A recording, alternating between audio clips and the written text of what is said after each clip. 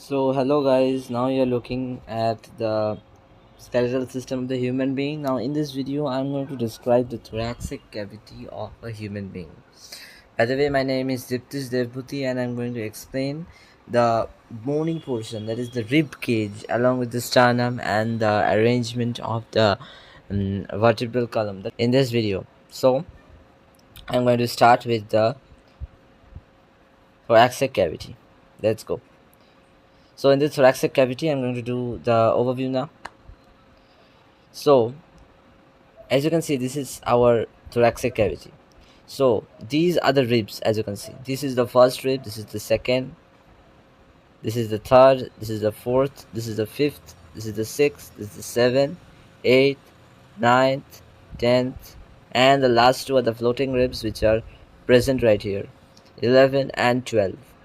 So all these ribs are joined by a costal cartilage at the costal notches of the sternum. So these are the costal cartilage, as you can see. So the action of the costal cartilages is that it helps in the inspiration expiration, that is the breathing, which is a physical process which is happening. As you can see, two types of muscle are related with this type of movement. One is internal intercostal muscle and another one is external intercostal muscles. They contract and they relax rapidly during this process. So now I'm going back to our topic. So most of the people have 12 pairs of ribs, but about 1 in 200 is born with one or more extra pairs. All ribs attached to the spinal column at the rear. The upper 7 pairs of the true ribs link directly to the breastbone, which is the sternum. As you can see, this one is the sternum. So and I have already told that the costal cartilages are present. Now the next 2 or 3 pairs of the false ribs connect to the cartilages of the ribs above. Now the last 3 ribs, actually here is a mistake, the 7 ribs join independently by a costal cartilage at the body of glandulus or the body of the sternum. Now the last 3 ribs which are present fuse together to one single costal cartilage. This is one single costal cartilage. So and they together fuse at the costal cartilage at the last. Shield vital internal organs such as the heart and the lungs in the chest, and the liver and the stomach in the upper abdomen. And it also protects the kidneys, as the last 2 ribs protect the kidneys, which is located right here. The kidneys are located on the either side of the lumbar vertebrae. This one is the thoracic cavity, so it is the thoracic vertebrae. These all are thoracic vertebrae. As you can see, this is T1. Now the first rib is starting from the T1. The second one is starting from T2. The third one is from T3. But when I remove the first, you can see that the first vertebrae gives origin to the first 1 pair of the ribs. Now between the first and the second thoracic vertebrae, it gives rise to another ribs. As you can see, this is the intervertebral disc which is present right here. So as I remove this intervertebral disc also, you can see actually the structure from where it is origin. So now, so you are probably clear that between 2 consecutive vertebrae, 1 rib is arising. When I remove this one, this is also the same. So now each rib links to its corresponding chest. There is the thoracic vertebra at the 2 points. So we say that there are 12 pairs of ribs in a human being. So this is all about the rib of the thoracic cavity. But now I'm going to discuss about the sternum now.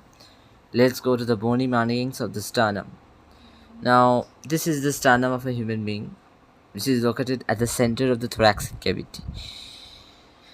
So this is the manubrium of the sternum, and this one is the jugular notch of the sternum.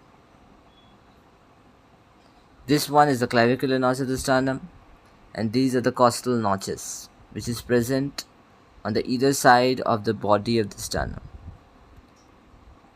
So now this one is the xiphoid process. So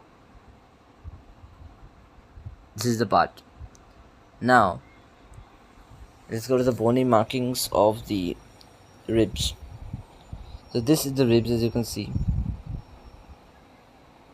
This is the body. This is corpus costi.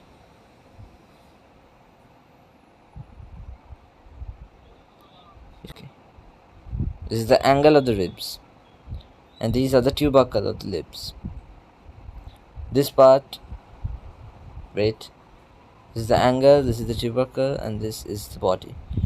Now this one is the tuberosity of serratus anterior. There is a muscle named serratus anterior. This is also the same. This is the groove for subclavian artery, which is the sulcus artery subclavi. This is the scalene tubercle. This is the costal groove, which is present on both sides, as you can see.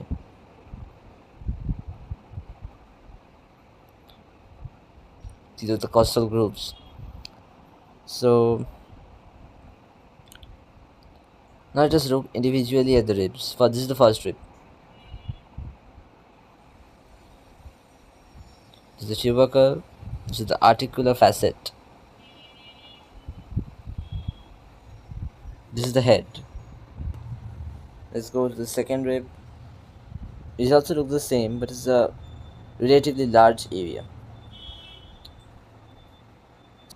So now let us move on to the vertebral column now. So this part is the cervical vertebrae.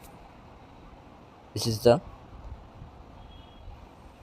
topmost part of the vertebral column. So now this vertebra right here is the atlas, C1. Okay. This vertebra right here is the C2, which is the axis. This is the C3, this is the C4, this is the C5, C6, C7. Now after this, the thoracic vertebrae starts from here. This is the T1. This is the T2. This is the T3, T4, T5, T6, T7, T8, T9, T10, T11, and T12. Now the lumbar vertebra begins here. This is lumbar L1. So another important point to notice here, that all the thoracic vertebrae has this point right here. From this point only, wait, let's go to the bony markings. This part right here, it gives to the inferior costal facet. This part is the superior costal facet. So each thoracic vertebrae has two pairs of costal facets. This is the vertebral body. This is the transverse process. This is superior articular facet, and this part is the spinous process.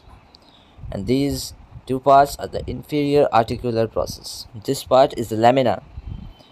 You have to remember all these things for markings. This is the pedicle.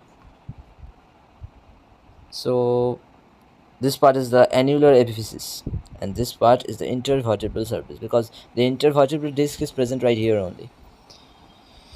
So again, move on to this. So this part is the lumbar vertebrae. As you can see, this part is the lumbar vertebrae, which is 5 in number: L1, L2, L3, L4, and L5. Now this part is the sacrum. So here all the sacrum nerves are coming out from here, these parts, as you can see. So if I go to the bony markings, you can see the part of the sacrum. This is the sacrum, and this part is the intermediate sacral crest. This is the median sacral crest. This is the dorsal surface of the sacrum, and this part of the sacral conum. This part is the coccygeal conum. Because I'm not moving on to the coccygeal portion now. This is the superior articular facet, which is located on either side of the sacrum. This part, you know that this is the base of the sacrum. This part is the ala of sacrum, which is also known as ala ossis sacri. Okay, this is superior articular process. Okay, so this is the sacrum. So now this is the coccygeal portion. The coccyx is almost a vestigial organ. One now branch passes to this part which is known as the filum terminally. This is the coccyx. You've got the bony markings of the coccyx. You can see that this part is the coccyx. Os coccygeus. So it's quite interesting. Now let us go to the rotation part of this spinal cord. So you can see there, as there is the presence of intervertebral disc, the spine, that is the vertebral column, can rotate freely. See it. Okay, if I zoom it, you can see the part. Such a smooth execution. So this is what we have learned in this video. That's all in today's video. Thank you for watching.